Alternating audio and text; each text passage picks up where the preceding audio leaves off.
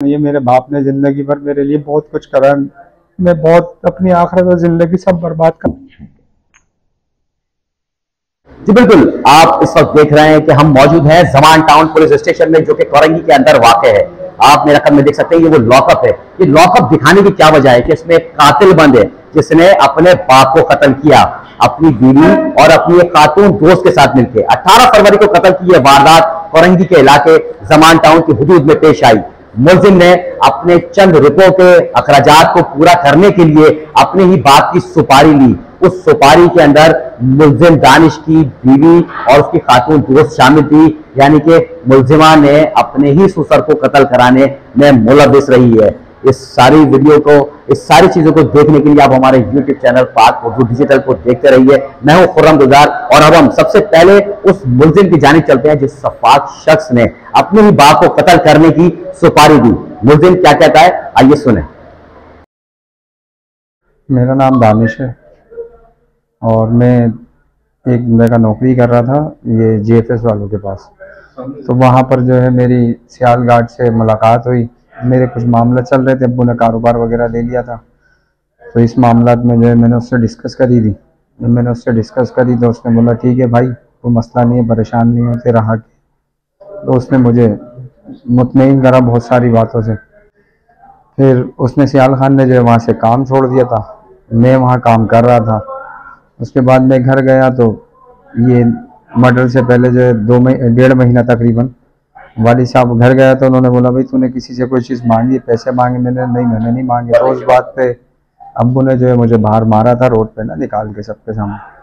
तो फिर मैं जाकर जो है दोबारा सियाल खान से मैं मिला, रब्ता करा मैंने उससे। मैं बिलाल चरंगी पे मिला था होटल पे। फिर मैंने उसको ये सारी चीज़ें बताई थी तो उसने बोला था भाई कोई मसला नहीं है। तो उसने मुझे बोला था 3 लाख रुपए लूँगा। देख लो यार, कोई मसला है तुम्हारे साथ?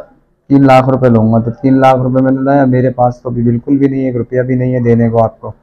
तो उसने बोला ठीक है। फिर मैंने बोला जब ये हो जाएगा काम तो फिर दे सकता हूँ, उससे पहले नहीं दे सकता।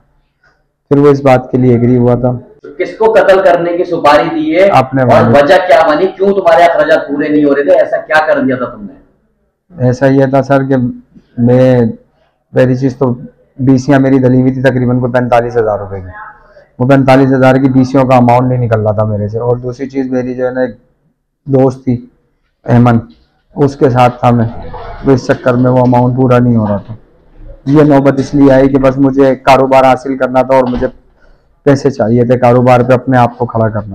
कत्ल का मंसूबा सर 16 तारीख को बनाया और 18 तारीख को जो है हुआ है। सियाल खान से रब्ता करके और सारे मामला जो है ना उसको मैंने राब्ते में लेकर उससे ये काम कराया। तुम्हारे घर से कौन कौन इस सारे मामले में शामिल था? मेरे घर में से इसमें कोई भी शामिल नहीं था। सिर्फ वाइफ को फोन करके पूछा था कि अब्बू कहाँ है। उसने बोला बाहर गए अभी। और हेमंत को क्यों पकड़ा? हेमंत ने पैसे दिए थे सियाल खान को। जब ये काम हो गया था तो सियाल खान को 50,000 रुपये हेमंत से लेके दिए थे। आपको कत्ल करने के बाद तुम्हारा क्या प्लान था? क्या करोगे? क्या सोचा था? कुछ नहीं सोचा था सर, ये कि कारोबार वगैरह सब हाथ में आ जाएगा, नौकरी करनी नहीं पड़ेगी, सारे मामला अपने जैसे थे वैसे हो जाएंगे दोबारा। जिस बाप ने तुम्हें बचपन से पाल के इतना बड़ा कर दिया, उसको कत्ल कराने के अंदर तुम्हें कोई जरा सी भी नदामत है या नहीं है? बहुत है सर। क्या? अपनी जिंदगी और आखिरत दोनों बर्बाद कर। तो ये ख्याल पहले क्यों नहीं आया? बस जिनके साथ बैठा बस बातें कर रहा था उन्होंने मेरा दिमाग बनाया, बाकी ऐसी कोई भी बात नहीं है। मेरे बाप ने जिंदगी भर मेरे लिए बहुत कुछ करा। मैं बहुत अपनी आखिरत और जिंदगी सब बर्बाद कर चुका। मुझे बिल्कुल भी नहीं पता था कि सच में ऐसा हो जाएगा। चाहे आप जैसी कसम सिर्फ एक दोस्त आना है बस। और डीसी वगैरह इनकी दली में मेरे पास एक अच्छा दोस्त आना था, घर पे आना जाना था, सबको पता भी था, मेरी फैमिली को भी इनकी फैमिली को भी। और ये अपने पैसे वगैरह जो भी होते थे मेरे पास ही रखवाते थे ज़्यादातर बीसियों के। जब इनको मैं बीसी देने लगी थी, इनके अब्बू के साथ इनकी हो गई थी लड़ाई, तो मैंने आधी बीसी दे दी थी और आधे पैसे रोक लिए थे अपने पास। तो फिर इन्होंने अपने अब्बू को कत्ल करवाया। फिर 2-3 दिन बाद मेरे घर आए, कहने लगे वो पैसे दो 50,000। मैंने बोला क्यों? वो मुझे बीसी भरनी कह रहे दो, अब तो बुढ़ा मर गया तो अब पैसा ही पैसा है, मैं तुम्हें सारी बीसियाँ एक साथ दे दूँगा। इनकी अमानत थी, मैंने उठा के दे दी। बस ये हुआ है। बोलते ज़रूर थे लेकिन हमें वाकई इतना भरोसा नहीं था कि इतनी हिम्मत और जिगरा हो जाएगा कि वाकई ये सब कुछ करवा देंगे। मैं 2-3 साल से इनको जानती हूँ। एक अच्छा बस दोस्त आना है, बच्चियाँ हैं, मैं ऐसे किसी का क्यों घर ख़राब करूँगी। और आप पूछें अगर मैंने शादी का कभी बोला हो तो इनके पैसे बीसी के रखे हुए थे 1.5 लाख, 50,000 इन्होंने पहले लिए, इन्होंने पिस्तौल ली। फिर उसके बाद ये जब अंकल का मर्डर हुआ 2-3 दिन बाद मेरे घर पर आए, फिर 50,000 लेके गए। मैंने कहा किसको दोगे, मुझे बीसी भरनी है। तो कहने लगे वो देना है किसी को, अभी तुम दो, फोन आ रहा है बार बार। ये लेके फरार हो गए घर से। आपने मुलजिम दानिश की गुफ्तगू सुनी, किस तरह इस सफाक शख्स ने अपने ही बाप को कत्ल कराया। अब हम आपको उस पुलिस अफसर से मिलवाते हैं जिस पुलिस अफसर ने इस केस को हल किया। ये वो पुलिस अफसर मौजूद है जिसने 18 फरवरी को कत्ल होने वाली इस वारदात का मुअम्मा हल किया और मुलजिम दानिश को, जो कि सगा बेटा था, उसको गिरफ्तार किया। पुलिस अफसर की गुफ्तगू हम आपको सुनवाएंगे, लेकिन हम आपको ये बताएं कि इस तरह के कत्ल के वारदात, इस तरह के कत्ल जो होते हैं वो ब्लाइंड मर्डर कहलाते हैं, जिसकी इन्वेस्टिगेशन में इंतहाई मुश्किलात पेश आती हैं। लेकिन पुलिस ने इंतहाई हिकमत अमली से इस सारे केस को हल किया और इस केस का चट्टा पट्टा खोल के सामने रख दिया। आइए पुलिस अफसर की गुफ्तगू सुनते हैं। ये इनका केबल का कारोबार था। ये घर में सबसे बड़ा था, 6 भाई थे ये, मतलब उनके 6 बेटे थे और ये बड़ा था और इसने सारा कारोबार संभाला हुआ था और महीने की 5 से 6 लाख रुपए उसकी इनकम थी जिसको ये रन कर रहा था। इसकी एक दोस्ती हुई ऐमन नामी लड़की से कुछ अरसा कबल। उस ऐमन की वजह से इसके अखराजात में इजाफा हुआ। उस इजाफे की वजह से इसने जो वालिद साहब की जो फैमिली की जो रकम थी केबल की इनकम, वो इसने शॉर्ट करना शुरू की। महीने में कभी 50, कभी लाख, कभी 70, जिसका इल्म वालिद को हुआ। वालिद साहब ने इसको घर से और कारोबार से दोनों से आउट किया। ये फिर ससुराल चला गया। ससुराल वालों ने फिर इसकी वालिद की मिन्नतें की कि इसको रिहाइश कम से कम रख दो, कारोबार से दूर रखो। उसने इस दौरान कहीं जॉब, प्राइवेट जॉब ले ली। वहाँ इसकी सियाल से दोस्ती हुई जो एक क्रिमिनल माइंडेड इंसान था, डकैत था प्रोफेशनल और गार्ड की नौकरी भी कर रहा था। बिलाल कॉलोनी में उसकी रिहाइश थी। 2 माह कबल मर्डर से इस वालिद साहब ने फिर इसके साथ किसी वजह से कहीं 2-1 लाख रुपए इसने किसी से मांगे। वालिद ने फिर इसको डांट डपट की तो फिर इसने तय कर लिया कि वालिद साहब को अब हटाना है, मारना है। इसकी इन चीज़ों की इसकी फ्रेंड जो थी ऐमन, उसको भी इल्म था कि दानिश ये हरकत करने जा रहा है। उसका नाम दानिश है बड़े बेटे का। और इसकी वाइफ को भी पता है कि वालिद साहब को इसने मारना है। उन दोनों का कसूर ये था कि जब इनको पता चल गया कि मतलब मेरा दोस्त या मेरा शौहर दोनों अलग अलग लड़कियां, कि इस हद तक पहुंच गया, उसने इस चीज़ को छुपाया, न फैमिली में बताया, न उन्होंने अपने इस वालिद को बताया और इस हरकत को उन्होंने दिल में रखा और इसकी सपोर्ट की। बीवी ने ये सपोर्ट की कि जब मर्डर प्लान हुआ था वो 16 तारीख को सियाल वालों के साथ मरने से 2-3 दिन पहले इन्होंने प्लान किया। सियाल ने उसको एक एक्स्ट्रा सिम भी दी कि जब दौरान मर्डर जो भी हरकत करनी है तो आपने इस सिम को यूटिलाइज करना है, अपनी सिम से मुझसे बात नहीं करनी है। और ये सारी चीज़ों का इन 2 बंदों को पता था। 16 को मीटिंग हुई, 17 को इन लोगों ने पहला अटेम्प्ट करने की कोशिश की, पर 17 को शायद वालिद घर से बाहर नहीं निकले होंगे।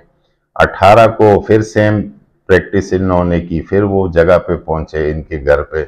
उसमें बेगम ने इसको फ़ोन करके बता दिया, 9:45 पे उसकी कॉल है कि अबू बाहर निकलें। इन लोगों ने, ये कहीं फासले पे था, करीब ही 5-6 मिनट की ड्राइव पे था। इन लोगों ने फ़ौरन अपने जिन साथियों को, सियाल और शरीफ खान 2 बंदे थे इसको मर्डर करने वाले, जिनसे इनकी 3 लाख रुपए में सुपारी की शक्ल में डील हुई थी 16 तारीख को। उसमें से 50,000 रुपये जो सुपारी के थे वो इसने अपनी दोस्त ऐमन से लिए। इसके पास जो एक्स्ट्रा पैसे होते थे, चाहे वो डकैती कर, इसने भी उनके साथ डकैतियां भी 2-3 की, तो वो सारी पैसे बजाय वाइफ के पास ये ऐमन के पास रखवाता था और हर चीज़ ऐमन से शेयर करता था। तो एक्स्ट्रा जो 50,000 सुपारी के थे वो भी ऐमन से लिए, जो 50,000 की पिस्टल खरीदी वो भी इन लोगों ने ऐमन से ली।